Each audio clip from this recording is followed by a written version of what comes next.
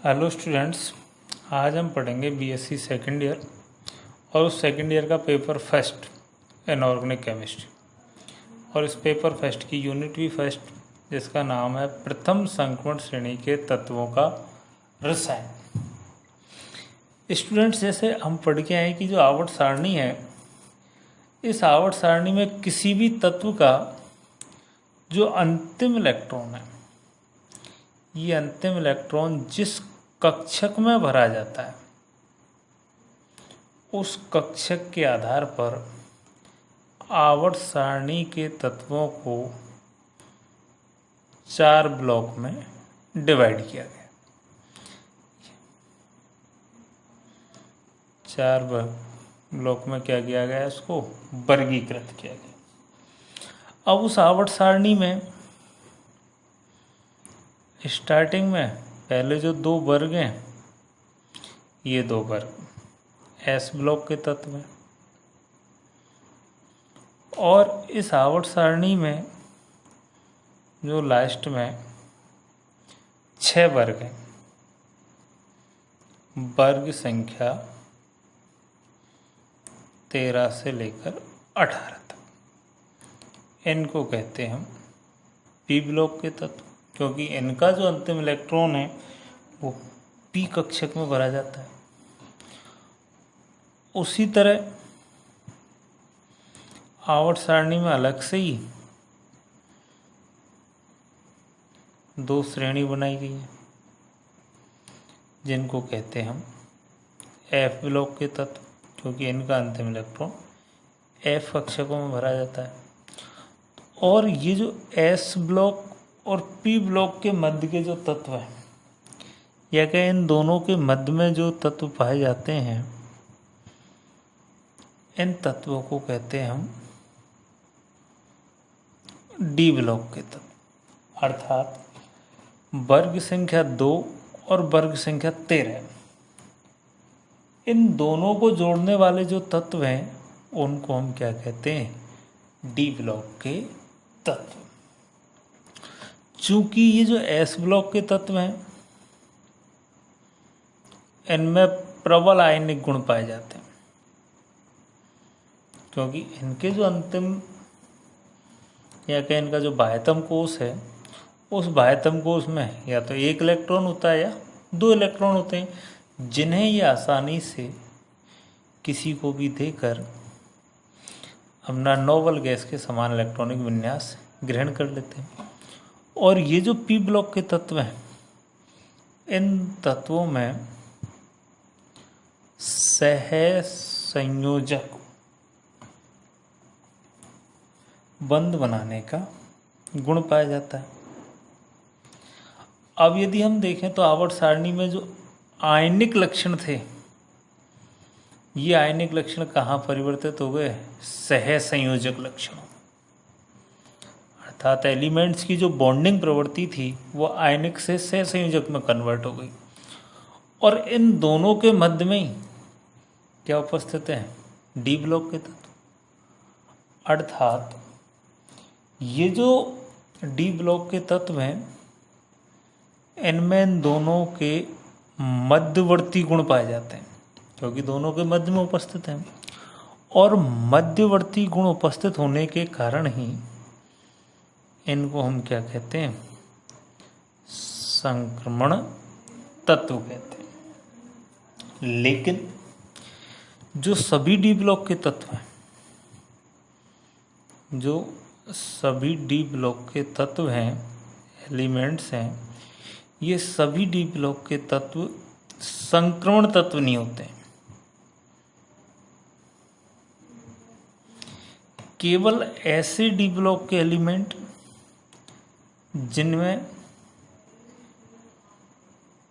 सामान्य अवस्था में, या हम कहें सामान्य ऑक्सीकरण अवस्था में, इन दोनों कंडीशनों में अपूर्ण डी कक्षक पाए जाते हैं। तो जिनमें अपूर्ण डी कक्षक पाए जाते हैं, केवल वे डी ब्लॉक के तत्व ही संक्रमण तत्व कहलाते हैं। आवर्त सारणी में ये जो संक्रमण तत्व हैं इनकी 4 श्रेणियां, 3D श्रेणी, 4D श्रेणी, 5D श्रेणी और 6D श्रेणी, जिन्हें हम प्रथम संक्रमण श्रेणी, द्वितीय संक्रमण श्रेणी, तृतीय संक्रमण श्रेणी और चतुर्थ संक्रमण श्रेणी भी कहते हैं। अब इन 4 संक्रमण श्रेणियों में से जो फर्स्ट, सेकंड और थर्ड जो श्रेणी है, ये श्रेणी पूर्ण है, जबकि फोर्थ जो संक्रमण श्रेणी है वह कैसी है? अपूर्ण। और ये जो प्रारंभ की 3 संक्रमण श्रेणी हैं, इन 3 संक्रमण श्रेणियों में प्रत्येक में 9 तत्व उपस्थित होते हैं। प्रत्येक में कितने तत्व होते हैं? 9। जबकि हम देखें तो एक जो डी कक्षक है, इस डी कक्षक में अधिकतम 10 इलेक्ट्रॉन भरे जाते हैं। अर्थात एक जो श्रेणी है उस श्रेणी में 10 तत्व हैं या 10 तत्व होने चाहिए।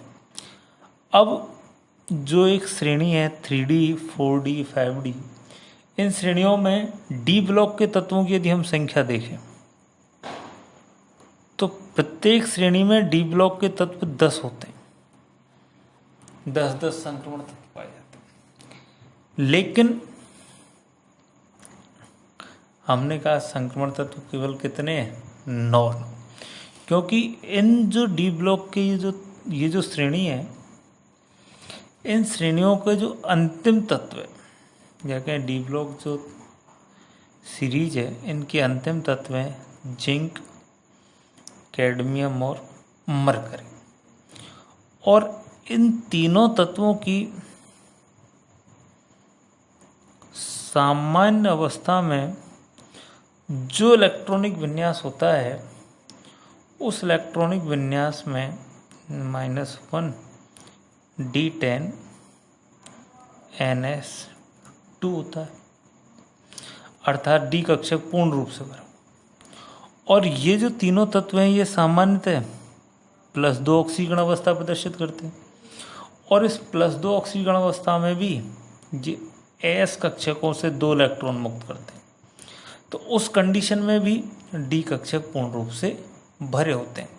अर्थात हम ये कहें कि ये जिंक, कैडमियम और मरकरी हैं, इन तीनों की सामान्य अवस्था में या सामान्य ऑक्सीकरण अवस्था में पूर्ण भरे डी कक्षक उपस्थित होने के कारण इन्हें संक्रमण श्रेणी के तत्व नहीं माना जाता है।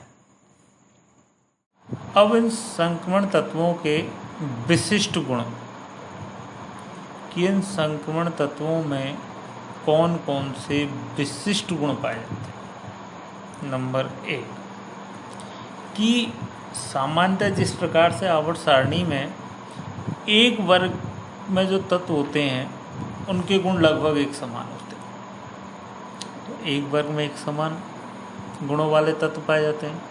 लेकिन ये जो संक्रमण श्रेणी के तत्व हैं, इनमें वर्गाकार समानता नहीं पाई जाती है, इनमें क्षैतिज समानता पाई जाती है। कैसी समानता पाई जाती है? क्षैतिज समानता पाई जाती है। नंबर 2, ये एक से अधिक ऑक्सीकरण अवस्था प्रदर्शित करते हैं, या हम कह दें कि ये परिवर्तनशील ऑक्सीकरण अवस्था प्रदर्शित करते हैं। नंबर 3, इनमें उत्प्रेरक गुण पाए जाते हैं, अर्थात इन तत्वों को अनेक रासायनिक अभिक्रियाओं में उत्प्रेरक के रूप में प्रयुक्त करते हैं। नंबर 4, ये सामान्यतः रंगीन यौगिक बनाते हैं, कलरफुल यौगिक बनाते हैं। नंबर 5, इनमें कॉम्प्लेक्स आयन बनाने का गुण पाया जाता है। नंबर 6, ये चुंबकीय गुण प्रदर्शित करते हैं। नंबर 7, ये मिश्र धातु बनाते हैं कि एक से अधिक संक्रमण तत्वों को मिलाने से इनसे मिश्र धातु बन जाती है। नंबर 8, ये अंतराकाशी यौगिक बनाते हैं, अर्थात किसी क्लस्टर में ये गेस्ट की तरह जाकर व्यवस्थित हो जाते हैं और उस गेस्ट के साथ किसी भी प्रकार का केमिकल बॉन्ड नहीं बनाते, तो उस यौगिक को कहते हैं हम अंतराकाशी यौगिक। या हम कहें कि किसी भी जो क्रिस्टल है उस क्रिस्टल के जो अवयव हैं उन अवयवों के मध्य जो रिक्त स्थान है उन रिक्त स्थानों में जाकर व्यवस्थित हो जाते हैं, तो ये अंतराकाशी यौगिक बनाने का गुण भी इनमें पाया जाता है। नंबर 9, ये ऊष्मा और विद्युत के सुचालक होते हैं कि ऊष्मा और विद्युत का एक सिरे से दूसरे सिरे की ओर चालन करते हैं। नंबर 10, ये जो तत्व हैं ये सामान्यतः कठोर होते हैं। इनके जो गलनांक हैं वो उच्च होते हैं।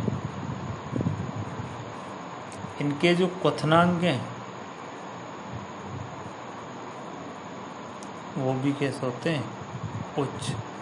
अर्थात ये सभी तत्व सामान्यतः कठोर, मजबूत एवं उच्च गलनांक तथा क्वथनांक वाले यौगिक होते हैं। तो ये इनके कुछ विशिष्ट गुण हैं। अब पढ़ते हैं हम प्रथम संक्रमण श्रेणी के तत्व। सामान्य हमने कहा कि जो संक्रमण श्रेणी है उन सभी संक्रमण श्रेणियों में 9 तत्व, शुरू की 3, चौथी संक्रमण श्रेणी अभी भी अधूरी। अब प्रथम संक्रमण श्रेणी में जो तत्व हैं 9, scandium, titanium, vanadium, chromium, manganese, iron, cobalt, निकल और कॉपर। जिंक जो तत्व है उसको हमने यहाँ सामान्यतः इसके गुणों के साथ लिखने के लिए लिख रखा है, चर्चा करने के लिए, वरना ये जो जिंक है ये संक्रमण श्रेणी का तत्व नहीं है, लेकिन ये डी ब्लॉक का एलिमेंट है। अब हम इसके सामान्य गुणों की चर्चा करते हैं। तो नंबर 1 सामान्य गुण हम इसका देखते हैं, इलेक्ट्रॉनिक विन्यास। सामान्यतः जो डी ब्लॉक के तत्व हैं इनका इलेक्ट्रॉनिक विन्यास होता है n-1d 1 से 10 ns 1 से 2। ये सामान्य इलेक्ट्रॉनिक विन्यास। यहाँ जो संक्रमण श्रेणी के तत्व हैं उनमें डी कक्षक और ये जो एस कक्षक है इन दोनों की ऊर्जा लगभग समान होती है, और ऊर्जा लगभग समान होने के कारण ये तत्व अपना स्थायित्व प्राप्त करने के लिए एक इलेक्ट्रॉन का डी से एस में और एस से डी में इलेक्ट्रॉन का आदान प्रदान कर लेते हैं, या कहीं डी से एस में या एस से डी में एक इलेक्ट्रॉन का आसानी से स्थानांतरण हो जाता है। अब प्रथम जो संक्रमण श्रेणी के तत्व हैं इनका जो सामान्य इलेक्ट्रॉनिक विन्यास है वो है आर्गन 3d 1 से 10 4s 1 से 2। ये इनका सामान्य इलेक्ट्रॉनिक विन्यास। अब हम इनका इलेक्ट्रॉनिक विन्यास देखते हैं। स्कैंडियम 21, तो आर्गन नोबल गैस है जिसका एटॉमिक नंबर 18 है, तो आर्गन 3d1 4s2। अब इसका हम सीक्वेंस वाइज देखें तो स्कैंडियम के बाद टाइटेनियम 3d2, वेनेडियम 3d3। तो स्कैंडियम से वेनेडियम तक हम जब जा रहे हैं तो डी कक्षकों में एक एक इलेक्ट्रॉन की संख्या बढ़ती जा रही है। अब जैसे ही हम क्रोमियम पर पहुंचते हैं तो इसका इलेक्ट्रॉनिक विन्यास होता है आर्गन 3d5 4s1। सामान्यतः इसका इलेक्ट्रॉनिक विन्यास होना चाहिए था 3d4 4s2, क्योंकि एक इलेक्ट्रॉन कहाँ भरा जाएगा आने वाला डी कक्षकों में। लेकिन चूंकि हमने स्टार्टिंग में कहा था कि यहाँ डी कक्षक और एस कक्षक इन दोनों की ऊर्जा लगभग समान होने के कारण एक इलेक्ट्रॉन का आसानी से इन कक्षकों में स्थानांतरण हो जाता है। अब यदि इस एस से एक इलेक्ट्रॉन 3d कक्षकों में स्थानांतरित हो जाए तो ये 3d5 4s1 इलेक्ट्रॉनिक विन्यास हो जाएगा, जिसमें ये जो डी कक्षक हैं ये कैसे हो गए अर्धपूर्ण, और यहाँ इनका अर्धपूर्ण डी और एस कक्षक अर्धपूर्ण होने के कारण प्रकृति में इसका स्थायित्व बढ़ जाता है। तो एक इलेक्ट्रॉन कहाँ जाता है डी कक्षकों में। उसके बाद जैसे ही हम मैग्नीज पे जाते हैं आने वाला इलेक्ट्रॉन फिर 4s कक्षकों में भरा जाता है। आयरन में 3d कक्षक में, कोबाल्ट में फिर 3d कक्षक में, निकल में 3d8 कक्षकों में भरा जाता है। तो हम ये कहें कि मैग्नीज से लेकर जब निकल तक जाते हैं तो एक एक इलेक्ट्रॉन भरे जाते हैं। लेकिन जैसे ही हम कॉपर पे जाते हैं तो यहाँ भी वही स्थिति, इसका इलेक्ट्रॉनिक विन्यास होना चाहिए था आर्गन 3d9 4s2, क्योंकि निकल का क्या है 3d8 4s2। तो एक इलेक्ट्रॉन कहाँ भरा जाएगा डी कक्षकों में, तो यहाँ क्या हो गया 3d9 4s2।